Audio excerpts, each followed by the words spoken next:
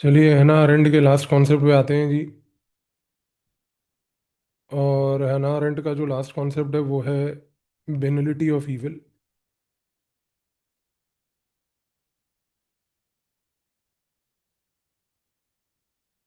देखो हैना अरेंड जो है उन्होंने क्या बोला। उन्होंने कहा कि the most important thing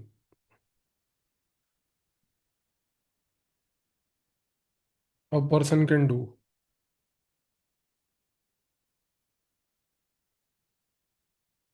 is think for themselves. ठीक है जी।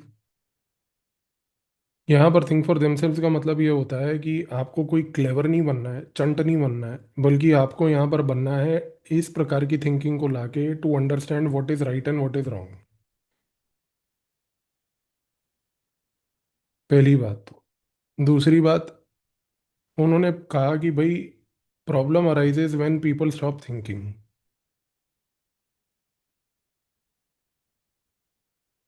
वो कहती है कि जब लोग सोचना बंद कर देते हैं तो देन व्हाट हैपेंस इज कि they end up in doing terrible things.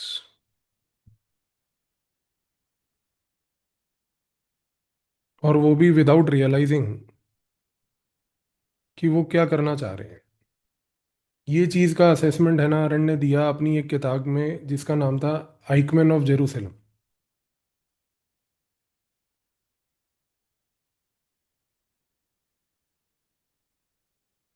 अच्छा, अब यहाँ पर क्या है, आइकमैन इन जेरूसलम जो किताब है ये किताब एक ऐसी है जहाँ पर उसने एक नाजी ऑफिसर को पढ़ने की कोशिश करी जिसका नाम था एडोल्फ आइकमैन।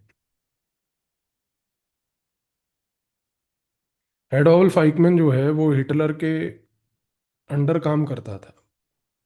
उसने होलोकॉस्ट में हिटलर की मदद करी। वो बंदा जो है एज पर है ना अरेंट क्रूअल नहीं था। वो कोई पागल नहीं था।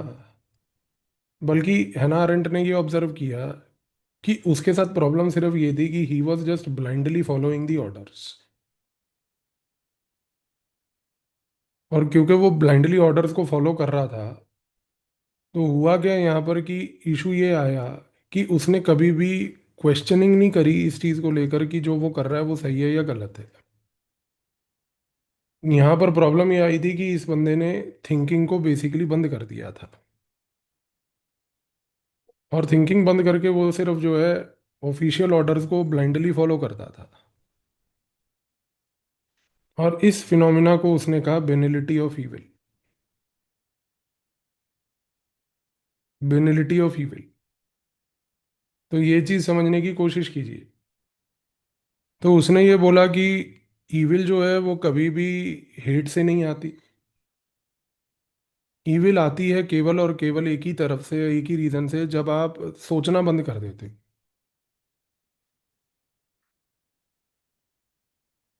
जब आप सोचना बंद कर देते हो। तो ये चीज जानने की आवश्यकता है आपको।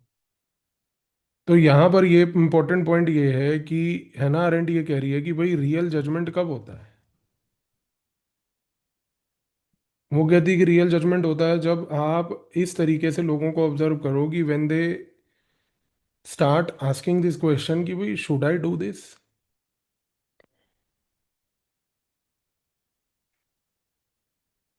आप जब ये क्वेश्चन आस्क करना शुरू कर दो कि what would be the world like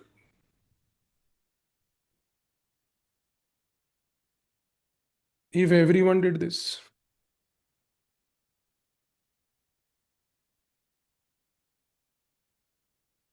तो यहाँ पर वो ये कहने की कोशिश कर रही है कि बस जो थिंकिंग है ना वो कोई मैकेनिकल एक्टिविटी नहीं है। थिंकिंग किसी प्रकार की कोई मैकेनिकल एक्टिविटी इसलिए नहीं है क्योंकि थिंकिंग का काम है कि वो एक मॉरल एक्ट है। मॉरल एक्ट है। थिंकिंग में कॉन्शियंस इन्वॉल्व है। कॉन्शियंस इन्वॉल्व है जहां पर आपको रूल्स को ओबे करना है। रूल्स को ओबे इस तरीके से नहीं करना है कि आप उनको सिर्फ ब्लाइंडली फॉलो कर रहे हो। आपको रूल्स को ओबे इस तरीके से करना है कि भाई आप यहाँ पर सोच के ये देखो कि अगर सारे लोग यही रूल्स को फॉलो करेंगे और सब लोग अगर यही चीज करने लगेंगे तो वर्ल्ड कैसा होगा। वर्ल्ड कैसा होगा। तो ये चीज के ऊपर उसका सारा फोकस था है ना अरेंट का। आप समझ रहे हो इस चीज को।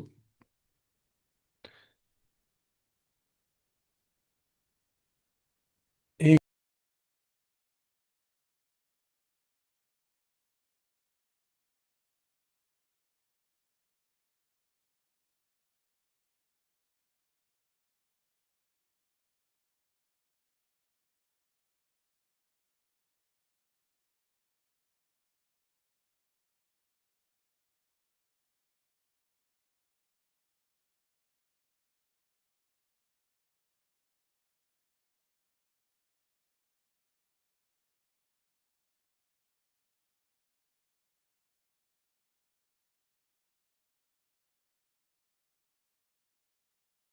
हाँ जी।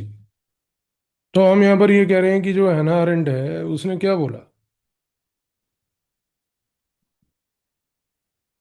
उसने एक मॉरल पॉलिटिकल फ्रेमवर्क दिया है यहाँ पे।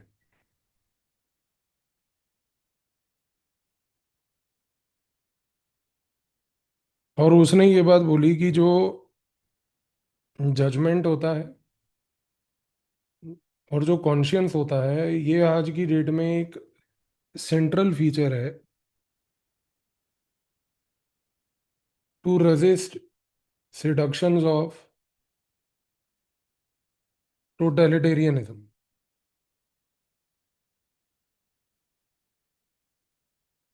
and bureaucratic evil।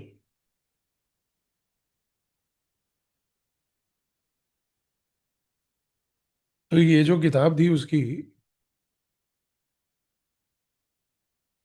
आइकमेन in Jerusalem, जो 1963 में उसने लिखी। इस किताब में उसने ये जो बेनिलिटी ऑफ इविल का कॉन्सेप्ट इंट्रोड्यूस किया, उसने ये दिखाया कि जो इविल है बेसिकली क्या है, वो थॉटलेसनेस से आती है। थॉटलेसनेस का मतलब होता है एब्सेंस ऑफ क्रिटिकल थिंकिंग।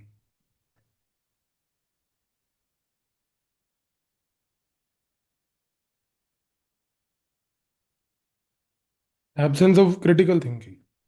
तो यहाँ पर उसने ये बात बोलने की कोशिश करी कि बस देखो, जब आप ओबीडियंस करते हो ब्लाइंड रूल्स को लेकर, ब्लाइंडली, बिना रीजनिंग के, तो यहाँ पर प्रॉब्लम क्या आती है कि आपके अंदर का एक इनर डायलॉग जो होता है वो खत्म हो जाता है। और जब आपके अंदर का एक इनर डायलॉग खत्म हो जाता है, जिसमें हम ये कहते हैं कि आपके अंदर जो एक साइलेंट कॉन्वर्सेशन होती है with one's own self,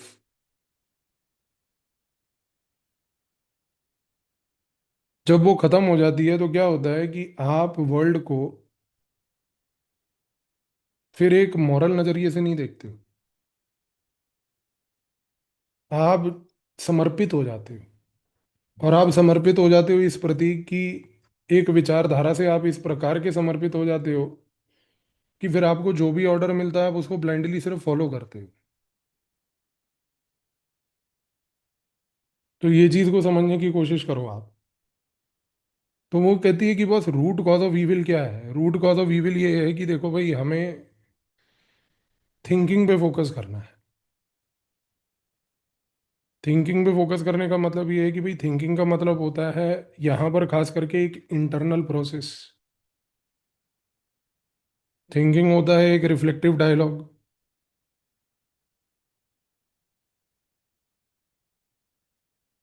thinking होती है एक इनर कॉन्वर्सेशन।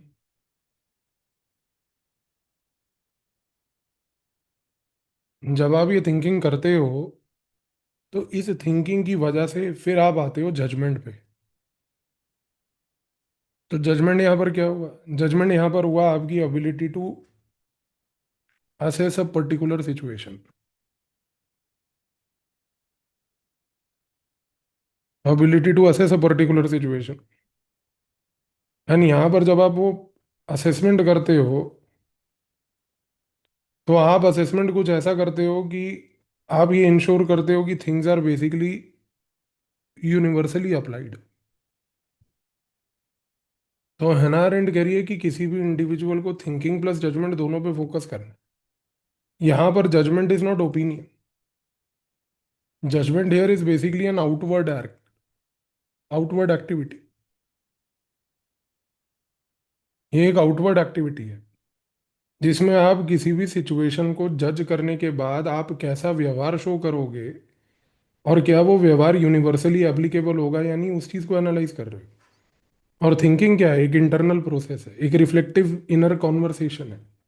तो वो कहती है कि प्रॉब्लम क्या होती है कि बस जब किसी व्यक्ति में थिंकिंग जो है, अगर उसकी थिंकिंग ही कॉम्प्रोमाइज हो जाती है, बंद हो जाती है, तो इवेंचुअली जो जजमेंट आउटकम आता है फाइनली, वो जजमेंट और आउटकम जो है वो फाइनली क्या होता है, बड़ा डिस्टॉर्टेड होता है। डिस्टॉर्टेड होता है।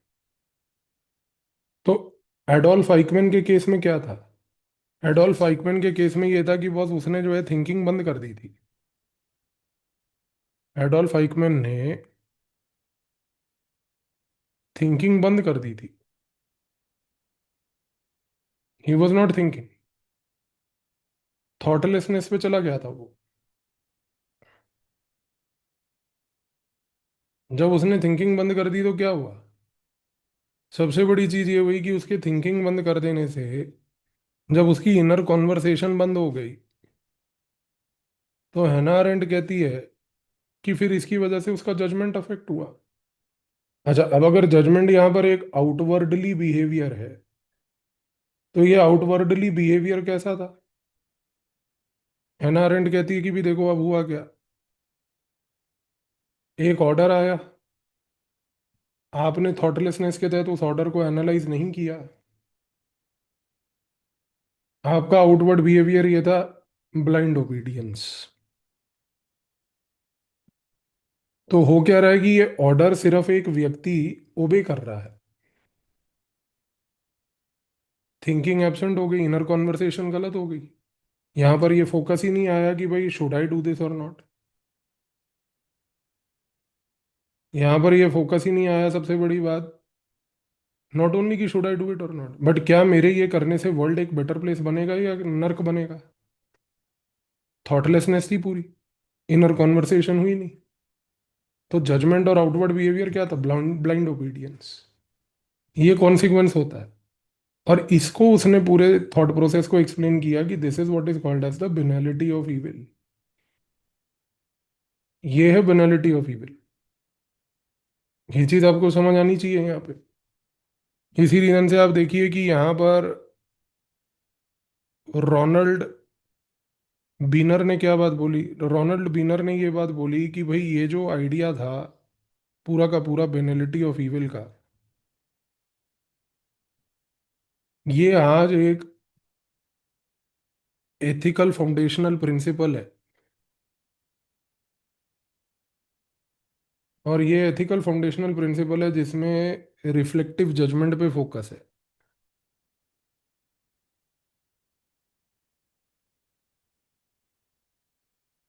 रिफ्लेक्टिव जजमेंट पर फोकस है। तो उसने ये बात बोली कि भैया ये जो प्रिंसिपल यहाँ पर रोनाल्ड बीनर ने शो किया,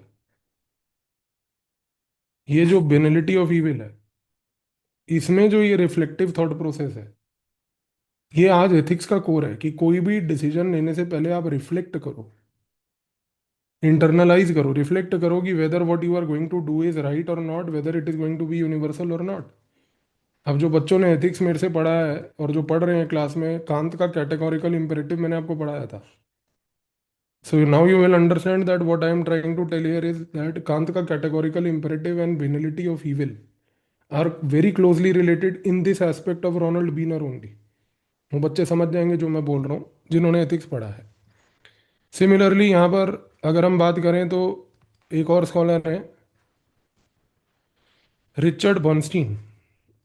रिचर्ड बर्नस्टीन ने कहा कि भाई हैना अरेंट ने बहुत इंपॉर्टेंट कंट्रीब्यूशन किया एथिकल रीजनिंग के डिबेट में।